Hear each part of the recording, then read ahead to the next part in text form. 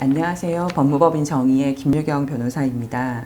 요즘은 전세 사기와 관련된 이슈가 굉장히 핫하고 많이 문제가 되고 있는데요.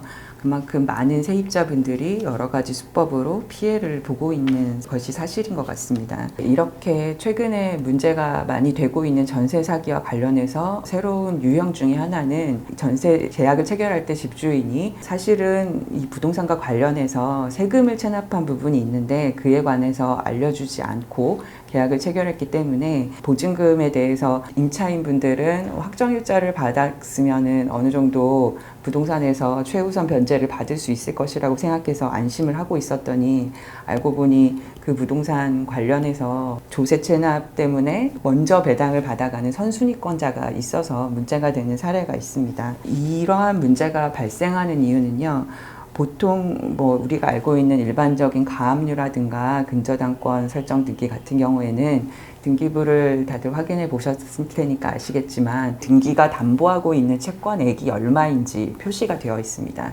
근데 지금 현재 법령상으로는 사실 변호사 입장에서 이 부분이 저도 의문이기는 했는데요. 많은 사건을 할 때 등기부상에 이제 압류 등기가 되어 있고 그 채권이 건강보험금일 때도 있고 부동산과 관련된 세금일 경우도 있고 어쨌든 재산세가 납부가 안 됐다든가 이렇게 부동산 소유주가 조세를 체납한 게 있을 때 압류 등기가 가능한데 그 압류 등기에는 그 채권액이 얼마인지가 표시되어 있지가 않아요. 그래서 예를 들면은 전세입자가 부동산 등기를 열람을 해보더라도 조세 체납 등기가 만약에 압류 등기가 무엇이냐고 물어봤을 때 이거는 얼마 안 되는 거고 금방 변제할 계획이라서 말소될 거다 이렇게 주인이 작정을 하고 거짓말을 했다면 그걸 그대로 믿고 계약을 했다가 나중에 이분이 보증금을 돌려주지 않아서 이 부동산이 경매 절차로 넘어가는데 실제로는 앞선 그 압류 등기에서 거의 대부분이 배당돼서 뒤에 있는 임차인은 결국 보증금을 돌려받지 못하게 되는 이런 문제가 발생하는 경우가 있습니다.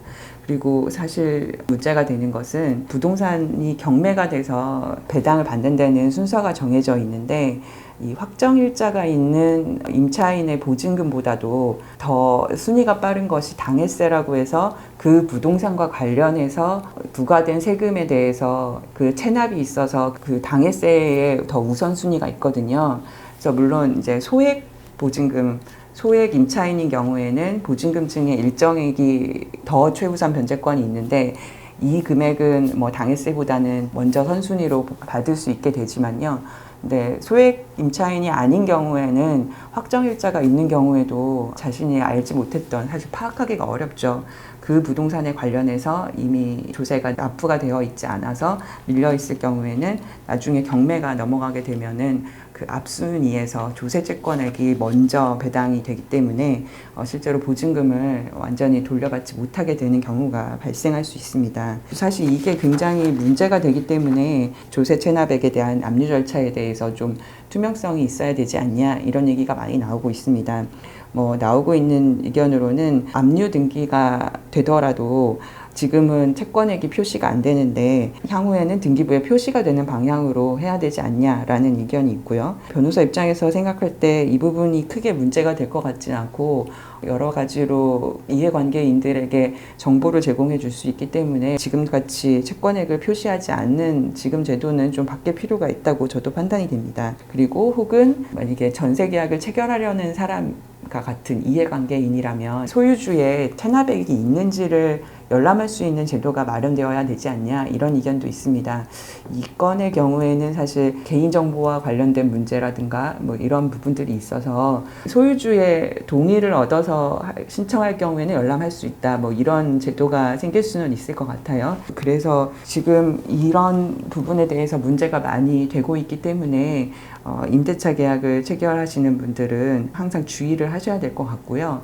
사실 직접적으로 예방할 수 있는 방법은 현재로서는 사실 없습니다. 왜냐하면은 현재는 압류 등기가 안 되어 있어도 사실은 재산세가 납부가 안 되고 있어서 전세 계약을 체결한 이후에 거기 체납액이 발생해서 나중에 압류 등기가 될 수도 있거든요. 그래서 현재로서 이 부분을 완전히 예방할 수 있는 방법은 없지만 우선은 어쨌든 그게 아니더라도 압류 등기가 되어 있다면 최대한 주의를 기울이시는 게 좋겠고요. 혹은 최소한 집주인의 상황에 대해서 좀 더 파악할 수 있는 좀 면밀한 준비가 좀 검토가 필요하실 것 같습니다. 그래서 이런 부분 지금 문제가 되고 있다는 상황과 주의하실 필요가 있을 것 같아서 알려드렸고요. 향후에 이런 조세채권 압류 절차에 대해서 변화가 있다면 이 부분에 대해서도 다시 안내 드리도록 하겠습니다. 네, 감사합니다.